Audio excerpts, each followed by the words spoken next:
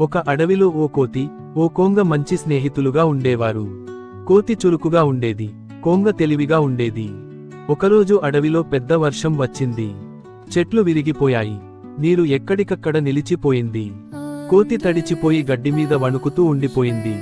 అదే సమయంలో కొంగకు ఆకాశంలో ఎగిరే అవకాశం ఉండటంతో ఒక పొడవైన చెట్టు మీద ఆశ్రయం తీసుకుంది. కొంగ అడిగింది, అయ్యో కోతమ్మ, నీకు తడవు కష్టం, నా దగ్గరికి రావాలంటే ఎగిరి వచ్చేయి. కోతి కంగారుగా చూసి అంది, నేను నీలా ఎగిరలేను కొంగమ్మ. అందుకే కొంగ కిందకి వచ్చి కోతిని తన పెరిగిన రెక్కలతో కప్పేసింది. తడవనివ్వకుండా తన రెక్కలతో రక్షించింది.